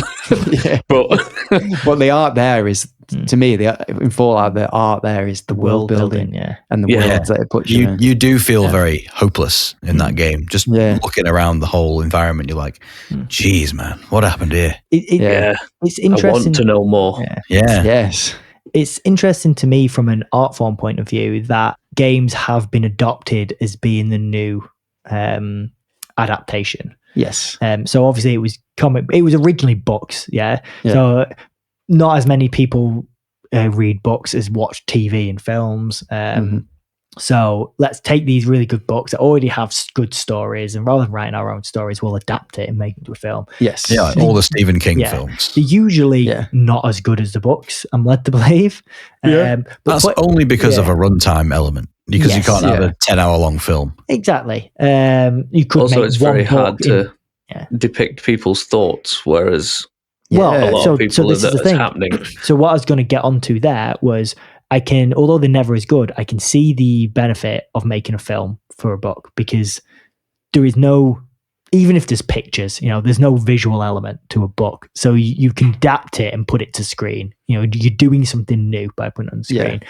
Then we moved on to comic books, which are still images. But again, I can understand taking that and putting it into a live action or an animated thing, because you're making those images move, you're putting voices to them, you're adding to it still. You know? There's only so much you can do with like a really piece sad or beautiful story in a comic book. It's very good to read. I like comic books, but in a film, it looks great. In a TV show, you can animate it or you can do it live action. You've got your voice acting, you've got your music, you've got so many more things you can add to it. Yeah. Whether or not that makes it better or not is a conversation for another day. Yeah. But you can add stuff to it. Whereas I always feel when you start adapting games, all you're doing is taking away, because they're already voice acted usually. Yeah, they've already had animated in some way. They already move. They've already got a story. They've already got all these elements, music, whatever else. But they've also got the interactivity. And when you make it into a film, all you're doing is taking away the interactivity. So I like The Last of Us, the TV show. Love the game, obviously. But to me, I'm watching the TV show, enjoying it, and I'm going to watch season 2. But why would I just not play the game? Well, I think they're only starting to do this because as you said before, gaming's hard to get into. Yeah. So I like that it exists. I like that it exists so that people who don't play the games or won't play the games can experience it. A really good story. Our mum and dad have now seen the story of Last of Us. Yeah. And I bet that feels a bit weird. Yeah. Especially because he didn't really like it. Yeah. Like, how? But it's one of those, I can see why they do it, because it allows more people to experience those stories, and it's money and all that. But coming from someone who's played the games, it is just kind of pointless. Whereas if I'd read a book, although I've probably read the better version of the story and imagined it better in my head, I'm still going to be gaining something by seeing it in the film, because it's a different perspective. Yeah, I get what you mean. I mean, I'm thinking about The Witcher right now, and The Witcher TV show. But for me personally, it's like, you've taken the book and decided not to do it.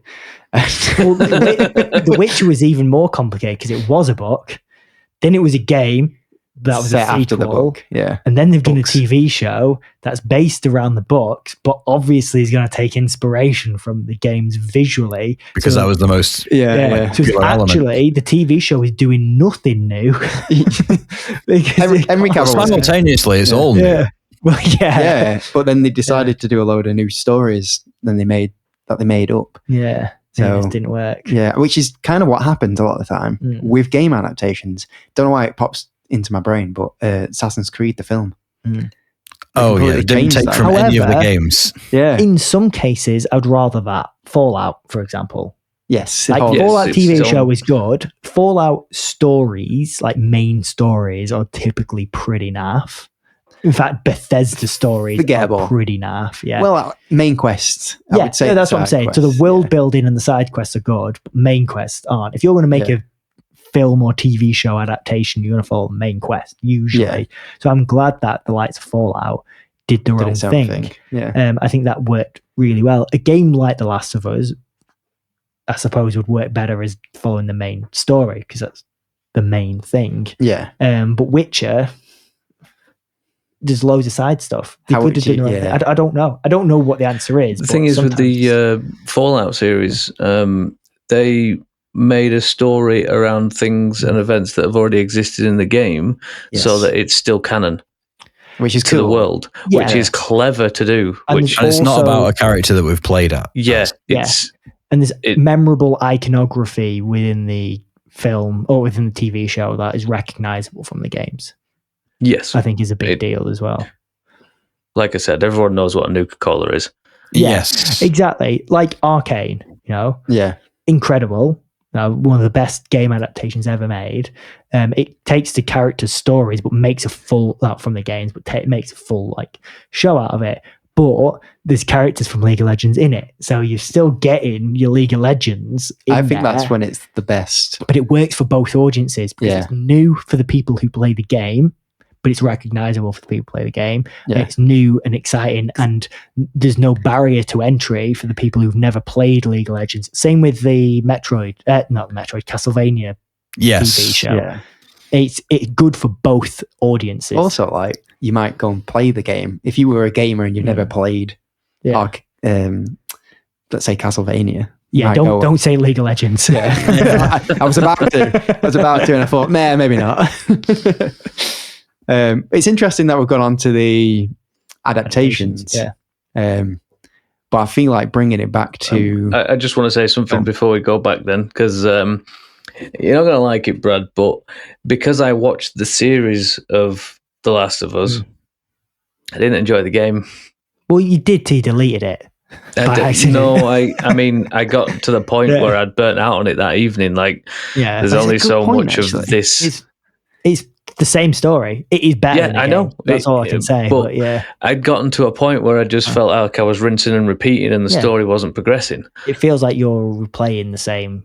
But that could have been because I was made impatient by the TV series. Because it happened at a much quicker pace. Yeah, I think that's what it was. So is it better to, like, as I was just saying, watch the Castlevania series, know it's not the story of the games, and go into the game? Maybe. Watch The Last of Us. But if they'd said, we're doing The Last of Us, but we're not focusing on Joel and Ellie, I probably would have been a bit annoyed. Yeah. Well, look at Resident Evil. Because you want people who haven't played the game to experience the story that you love so much. That you love. I wish don't make me rant about it. I will rant. The best episode of The Last of Us TV show was the Bill and Frank episode.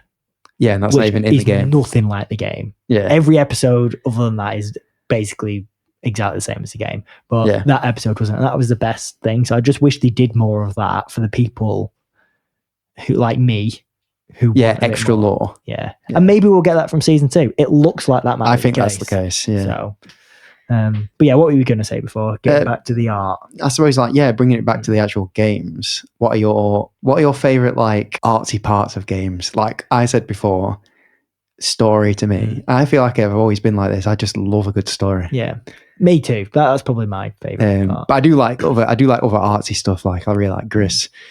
But what are you guys, Joe, Ben? Mine is where they sync music with gameplay. And I don't mean like a rhythm game. Yeah. But like where, say, you're going through a level of something and you know something will happen because the music changes. Yeah. Or like you're charging up a big attack and when it finally lands, the whole score changes. Like I can imagine that happening in a Final Fantasy game, but I've never played one where it has. They kind of do, to be fair. It is good. Like where you get your limit break or something, and then everything in the whole room like changes and it becomes like a whole new visual sound. And that was one of the best things about Rebirth. Even like going in and out of areas, it changes naturally. Like they've done wonders in that one. And a lot of other games do it too, but it is really nice that, What about you, Ben? Mine's attention to detail in games is something that I can appreciate. Like the shrinking nuts of the horses in Red exactly Dead 2. That. That was one of my examples. The snow in Assassin's Creed Shadows melts in real time with the sun. Wow, that's pretty good. I remember playing when the 360 came out, because bearing in mind this was a jump, playing a MotoGP game and crashing on purpose to see the blades of grass. Fair enough. Yes. Because I wanted to see the details of it. And I used to like that with FIFA when it was like, you can see all the blades of grass, and you couldn't. But no, but it was in comparison to what you could see before, which was a grass plate. The Red Dead moment, coming down the mountain. You first come down the mountain out of the snow. Your tracks in the snow, yes. It's immense. That's breathtaking to me, because it usually, again, does line up with an important music score.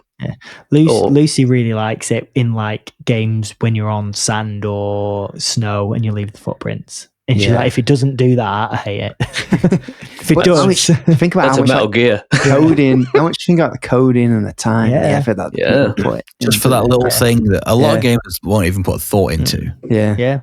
And she don't add anything in some senses, but gameplay wise, it doesn't add anything. But well, as you said, you'd notice now if it didn't. Yeah. I would see how many bullet holes I can put in a wall until they start disappearing. Yes. I do stuff like that. I am that. Yeah, no, I've definitely You're done a play tester. Yeah. So, going back to what you were saying before about the community interacting with games, what do you guys like to see from the community? What's your favorite community art in a way? So, like, for example, mine thing I really like to see is cosplay. I love it when I see people dressed up as characters from the game, but done like a mint job. And I'm not talking like sexy cosplay. I'm talking the people in like a Warhammer, like Space Marines. I saw a really good one on Reddit today of someone's made the Hoslo armor from Elden Ring, including 2 petal whips. Nice. And it's like 1-to-1. Every detail is there. That's the sort of thing I think, because it incorporates so much different art as well. And I love all the people who then put engineering in it. So it would be like a helmet that moves and all LEDs. And I'm like, these guys are nuts. Yeah. So these guys have time. Yeah.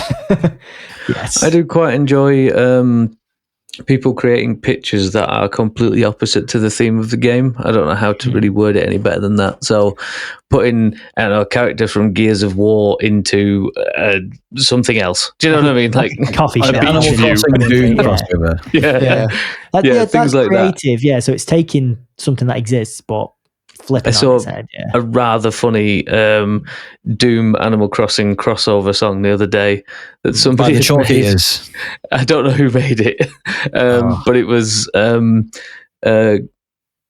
can't remember the person that helps you in reception in Animal Crossing, Isabel. Oh, Isabel, yeah, singing a song. I think I know the one you mean. The Doomslayer comes in, and they become best friends, and they go off and start killing demons. And it's just brilliant. It's a little cartoon and everything. Nice. I think I've seen that actually. I just like speculation. Yes, the build up to game hype, or like if there's a DLC coming, it was like, what are you thinking is going to be in it that could expand the main game? So like fan theories. A game theory. That's interesting. So would you class that as an art form then? Well, I kind of.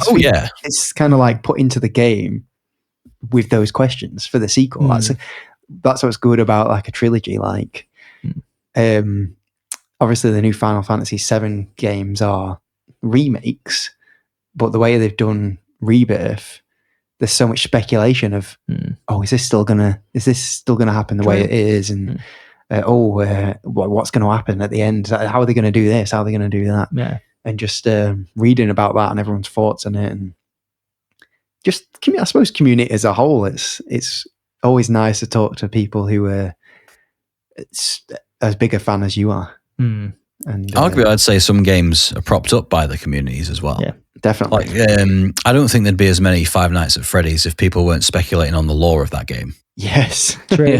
How many games? Stuff like the back rooms and stuff like that. They're just I also built think on community theory. So I was going to say before that fan theories and that sort of thing isn't really unique to games. However, I would say that it's much more prevalent in games. Yeah. But then on top of that, just general discussion and also difference of opinions. So usually a film's good or a film's bad. You'll get some people on each side, great film, people say I didn't like it.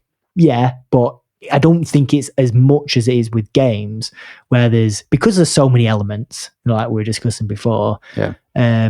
Some person could, a game could have an amazing story, be amazing in every single way, like The Last of Us, but the gameplay lets it down. It's not bad by any means. It's very fine. So there's quite a large portion of people who are like, I hate The Last of Us because I don't like the way it plays. Yes. And I think that's more sort of like prevalent in gaming communities than is in any other think about movies. Obviously there's genres of a movie and TV show. But in games, it's like tenfold. Well, yeah, because you've got those genres, but then also you've got the way they play. So you can still have a horror, you can still have an action, but then you could have a isometric or third person or first person and just turn-based. Art styles in general. Pixelated. Bolt gun, for example. Harkening back to the old school Doom. You can have a first-person shooter that plays completely different to a different first-person shooter. Yeah. And one could be great, but someone just might not like the way it feels. You can even have that within the same franchise, like between Halo 3 and Halo 4. Yeah. They play as totally different games. Yeah, you can have films that are completely different, like Starship Troopers 3 is a cartoon compared to Starship Troopers 1, and Starship Troopers 2 is like a weird horror film. You can have that, I suppose, but not as much as it is in games. One thing I always found interesting is how I mentioned it when we played it at the time, the Metal Gear Solid original. Now playing that, we all know when we've seen it, all the triangles and all how terrible it looks and everything else. But the second you start getting into the story, it's completely gone. Yeah, I do think though, following on from that, compared to other mediums, gaming doesn't age as well. What do you guys think of that? So, like, you could watch an old film, like quite an old film. Literally, with that statement, I disagreed. I know, but that's why it brought. That's why it absolutely made me think. Because there's a lot of games from a while ago that I don't think I could go back and play, or I couldn't go back. Like Fable, we played Fable not long ago, and maybe if I played it at the time, I would have enjoyed it. But I really couldn't get on with it because of how it controlled. I think it really depends on the game. Like, I think Metal Gear is a good example, like Ben said, because I think it still works now. Some games are timeless. It is timeless. But I think there's far more games that aren't timeless when you compare that to films. What's not timeless in a film other than a subject matter? Really, you could watch a black and white film. Yeah, but it would still be watchable. Like, you could watch Phantom Menace, the Scorpion King. You could watch it. It's not great. I mean, some bad CG now. Yeah. Over the last 5 years, there's been some atrocious CG, and then you compare it to like the likes of Terminator, and you're like, wait, how is that? Would you ever watch something that had such bad CG that you would turn it off? No, it frustrates me as though. Often as maybe like a game where you'd be playing it and you're like, I just can't do this because it's too old. But that was a moment with the latest Alien, isn't it? One of the reasons I appreciated so much is they went back to physical effects. The majority of that film is all... Oh yeah, CG these days is crap. Physical effects are a lot better. It's absolutely improved it. So that will age way better, in my opinion, than anything else. But I'm thinking about other mediums, like music, Yes, there's a physical side to that where some are inaccessible because maybe they were never made digital or something. But if you can physically access something, you can listen to any music, even if it's not your cup of tea. Games rely heavily on the art style. Quality wise, that then gets to you. So I was listening to a band I listened to in my teens, Madcap Jewel Markets, and it's some Japanese thrash, and it was quite up quite loud while I was running, and then all of a sudden a modern song came on, and I nearly fell off the treadmill because it nearly blew my head off. That does happen. But the actual music taken in isolation in itself, won't have been bad. You could never read a book from way back when and get stuck. Unless, I suppose, the language changed. Have you ever tried to read Lord of the Rings? Well, I suppose. But you could still... Would that be a barrier? That's just a difficult read in general. I'm just trying to think, going back to games from like PS1 or earlier, some have such a barrier to play. More so compared to other mediums. I get what you mean. So some of them are timeless. Take away that element then. So if you could sit and watch the story as a cinematic on YouTube, someone's pieced together the things, would you do that because the story's so good, or would you let the fact that you couldn't play it get in the way? So somebody said to you, well, this game's amazing in story. You've just got to get into it, and you're already saying, well, I can't really play that game because I'm crap at it or whatever. I've actually had that happen where it's been on TV. When I was in college, I used to go to this gym where they have this channel on. I think it was called TMF or FTN or something like that. It was like a freeview version of MTV, and they had all the cinematics from Red Dead Redemption 1 all in a row, and they played it as a movie. It was really good, like without all the gameplay elements still. That's cool. There's loads of those on YouTube. I've never personally watched them. There's time as well. So if you don't have a lot of time and somebody's saying you'll love this story, it's 20 hours if you play the game. Could be an option. And you don't like the gameplay. Yeah, I can definitely see someone doing that. Personally, I don't think I would, but that's just me. Yeah, I can definitely see why someone would. I don't think I would have done a few years back, but now if I just stick it on when I'm washing up, like just on a tablet beside of me, it's not the intense thing I'm doing that day. I would definitely do it now. Yeah. Well, I'm genuinely thinking about doing that for Like a Dragon because I don't think I'm going to have time to finish it. I want to know what's happening. And that's one of the games where I think it would play out as a really good Japanese soap opera. Yeah, 100%. Just a quick one. It is coming off Game Pass on the 1st. Just to let you know. I heard about that, actually. Yeah, so I haven't got the time to finish it, I don't think. Yeah. Fair enough. But just to round off the game art form bit, I think it's the only one where two people can play the exact same game and experience one half of it each and still reach the same end conclusion. Like you can't half read a book, but you could half play a game and still reach the end. Yeah, side quests and stuff. Yeah. Like there'd be especially in stuff like The Witcher. Okay, where you might not even discover half of the map that someone else did, but they might have still put the same amount of time in as you and discovered another half. Be interested if books did that side quest. Like if you just read every other page and it was half a different story. It's kind of like parentheses.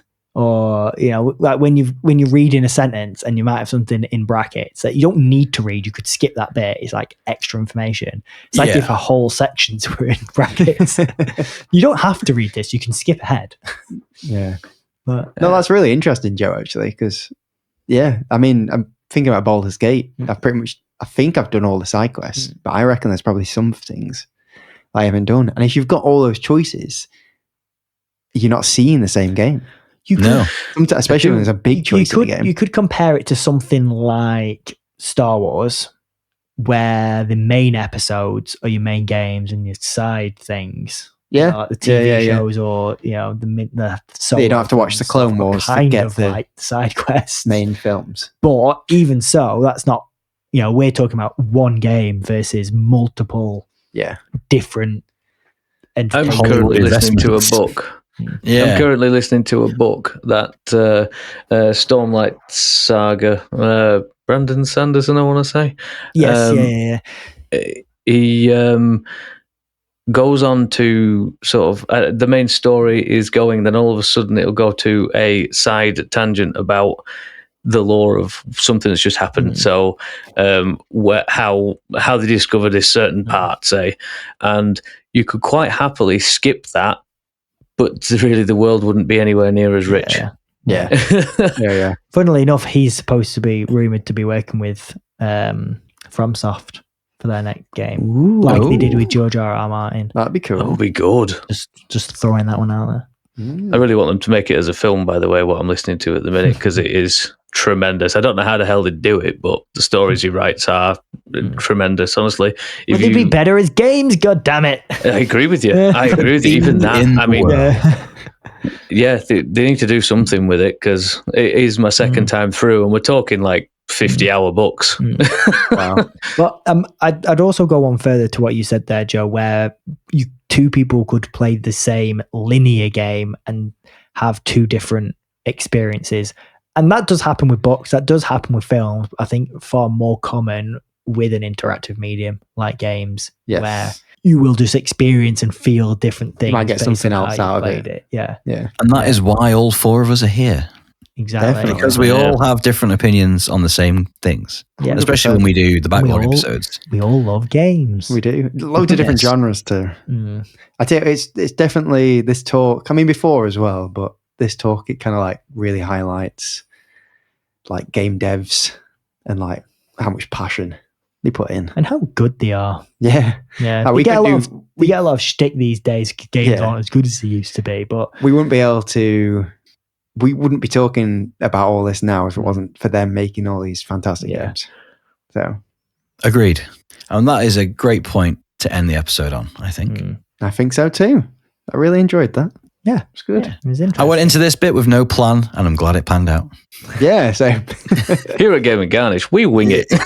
Yes, professional wingers. So if you're still with us after this lovely 1 hour long discussion, Thanks for waiting with us this long, and I hope you join us in the Discord and discuss it a bit more later. Yeah, tell us your favourite games as art moments. Definitely. I've been Joe, hosting the Game and Garnish podcast, and we'll see you later. Bye-bye. See you later. Bye.